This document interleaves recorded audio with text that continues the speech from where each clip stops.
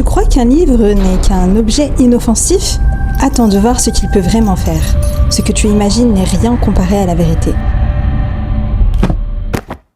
Mes parents m'ont frappé pour la première fois quand j'avais 8 ans. Je me souviens que ma mère m'a dit une fois pendant une séance de coups qu'elle allait briser ma volonté et que je ne gagnerais jamais. À l'époque, je ne comprenais pas ce qu'elle voulait dire. Mais après des années de thérapie, je commence à comprendre pourquoi je suis si détruite de l'intérieur. Imagine une couverture étalée sur le sol, un simple carré de tissu qui pourrait sembler banal, mais qui devient très vite le centre d'un monde macabre. Dedans, le bébé est libre. Dehors, tout geste est interdit. La méthode est très simple. On place un objet au bord de la couverture pour attirer son attention. Dès qu'il tend la main vers le jouet, sa mère le frappe. Le jouet est replacé, on attend, on recommence encore et encore, jusqu'à ce que l'élan naturel du bébé soit remplacé par de l'hésitation, puis par la peur. Cette méthode sordide, elle porte un joli petit nom, le blanket training. Et aussi surprenant que ça puisse paraître, elle est pratiquée par des centaines de familles. Peut-être que tu ne vois pas encore où est le mal, mais ce que tu vas découvrir ensuite te montrera que ce n'est rien comparé à ce qui se cache derrière. Cette méthode ne sort pas de nulle part. Elle est issue d'un manuel d'éducation qui se vend encore aujourd'hui. To Train Up a Child. Mais ce livre, ce n'est pas juste des conseils en mode l'éducation pour les nuls. Il fait partie d'un vrai système qui s'appelle le mouvement Pearl. Ce mouvement a été lancé par Michael et Debbie Pearl. Leur livre est devenu une référence incontournable dans certains milieux chrétiens ultra-conservateurs. Un véritable manuel de dressage. Dans leur livre, ils recommandent l'utilisation d'objets tels que des baguettes, des tuyaux en plastique et des cordons pour infliger des punitions corporelles aux enfants. Pour eux, chaque bébé naît pécheur, naturellement porté à désobéir, à défier l'autorité et à franchir les limites. Leur approche repose sur l'idée que les enfants naissent mauvais et naturellement désobéissants. Ils doivent être dressés dès leur plus jeune âge pour assurer une obéissance totale. Les citations dans leurs livres sont horrifiantes. La peur et la douleur sont vos alliés les plus fidèles. Si vous ne voulez pas qu'un enfant devienne un tyran, vous devez lui montrer qui commande dès ses premières années. Et là, tu te dis sûrement qu'il faut être complètement fou pour suivre un guide pareil. Et pourtant, dans les cercles qui les suivent, Michael et Debbie Pearl sont vénérés. Leur doctrine est reconnue comme la méthode ultime pour élever des enfants vertueux. L'obéissance prime sur absolument tout. Les pleurs, la peur, la douleur, tout ça, ce ne sont que des effets secondaires d'un bon dressage. Malgré son extrême violence, cette vision a réussi à s'installer dans certaines familles. Elle est devenue une vérité absolue qu'il ne faut jamais remettre en question. Et voilà où ça mène. Des parents censés aimer et protéger qui finissent par briser leurs propres enfants. Ce n'est plus une simple théorie. Ce sont des vies réelles qui ont été détruites à cause de cette idéologie. Mes 7 frères et sœurs et moi avons été élevés selon les principes du livre To Train Up a Child. Dans cette méthode, il y avait une insistance sur l'usage de mots soi-disant aimants avant et après chaque punition. Quand nous recevions une fessée avec une baguette en bois de 6 mm de diamètre, on nous disait de rester immobile et de subir la punition comme un enfant sage. Ça rendait chaque correction aussi déroutante psychologiquement que traumatisante physiquement. Mes parents laissaient les baguettes bien visibles partout dans la maison, comme rappel constant de ce qui arriverait si nous étions désobéissants. Lors de nos rares sorties en public, mes frères et sœurs et moi, on se comportait comme des petits robots. Mes parents recevaient une pluie de compliments pour notre bonne conduite et en sont encore fiers aujourd'hui. Tout ça a été extrêmement traumatisant. J'ai mentalement bloqué 99% de mon enfance, mais je me souviens très clairement avoir été enchaînée à une clôture dehors parce que je ne me comportais pas mieux qu'un chien et que je méritais donc d'être traitée comme un chien. Il y avait les coups constants avec un tuyau en PVC. Même si je n'avais rien fait de mal, j'étais battue pour les fautes que je pourrais commettre à l'avenir. La nourriture servait aussi de punition. Et il nous arrivait souvent de rester 2 ou 3 jours sans manger. Car les mains qui ne travaillent pas ne doivent pas manger. En public, on nous couvrait toujours de compliments pour notre bonne conduite. Et quand on lui demandait comment elle faisait, elle répondait simplement qu'elle nous avait élevés dans l'éducation et la discipline du Seigneur.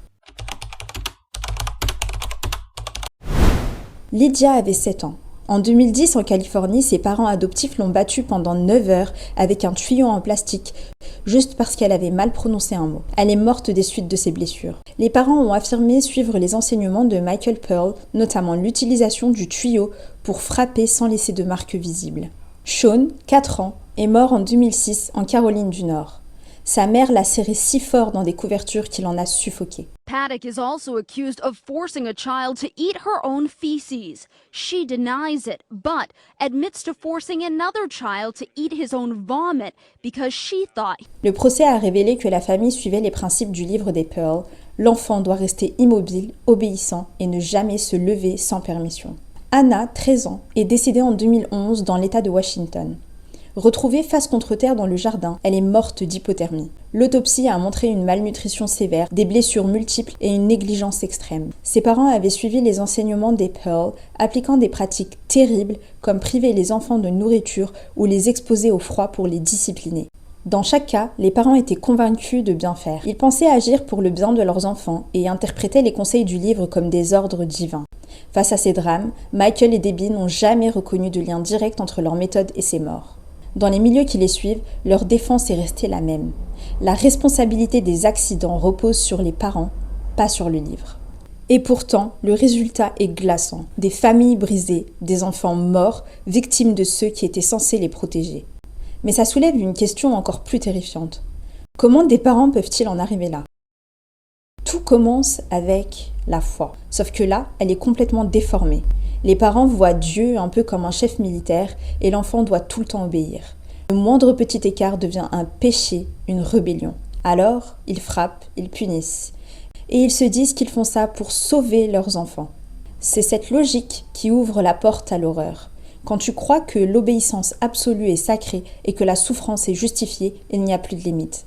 Les enfants deviennent les victimes de cette foi tordue et certaines familles se retrouvent à dépasser toutes les limites de la raison. Ensuite, il y a la peur.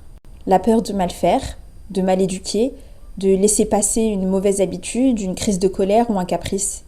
Et dans cette peur, ces manuels arrivent comme des réponses toutes faites. Suivez les étapes, appliquez les règles aveuglément et vous aurez un enfant obéissant. Il y a aussi la pression du groupe et de la communauté. Quand tous les couples autour de toi élèvent leurs enfants de la même façon, quand chaque désobéissance est vue comme un échec parental, comme un signe que tu n'as pas assez corrigé ton enfant, il devient presque impossible de remettre en question le système. Tu t'y enfermes, tu t'y soumets, toi aussi, et tu continues. Au début, ce n'est qu'une tape pour un bébé qui sort de sa couverture. Mais la petite tape devient un geste plus fort, puis un isolement, puis des privations, puis une escalade qu'on ne contrôle plus. Cette logique glisse jusqu'au point de non-retour, jusqu'à ce qu'il soit trop tard. C'est cette banalisation de la violence qui transforme une simple méthode de discipline en véritable cauchemar. Chaque violence est une brique dans le mur de l'irréparable. Si tu fermes les yeux sur ces petites violences, alors tu participes à cette machine infernale. Et un jour, ce qui devait être juste une tape se transforme en meurtre. Voilà la vérité glaçante derrière ces pratiques. Avant que tu ne te dises que ça n'arrive qu'aux autres, écoute bien. Ce livre, ce n'est qu'un exemple parmi des milliers. Des familles, des sectes, des mouvements qui se cachent derrière la foi. Et il y en a partout. Mais le mécanisme est toujours le même. Soumission, violence, peur. Et ce piège, tu peux toi aussi y tomber sans même t'en rendre compte. Il n'existe pas de petite violence. Ce qui commence comme une simple règle ou une petite correction peut vite escalader en dérive irréparable. Éduque-toi sur la psychologie de l'enfant. Comprends ses besoins, ses émotions, ses limites. Le savoir est ta seule protection. C'est la clé pour que l'amour ne devienne pas souffrance, pour que la discipline ne se transforme pas en cauchemar. Ne ferme jamais les yeux, ne banalise jamais la violence. Parce que l'amour ne suffit pas. Il faut aussi savoir bien faire les choses. Aujourd'hui, à l'ère des réseaux sociaux, on entend tellement de témoignages d'adultes brisés, traumatisés par leur enfance, maltraités par ceux qui étaient censés les protéger. Et encore, ce ne sont que ceux qui ont réussi à en parler, ceux qui ont survécu. Ils ne sont que la partie visible de l'iceberg. Sous la glace, il y a un océan de vie brisé, de corps et d'esprit anéantis, dont personne n'entendra jamais le dernier souffle.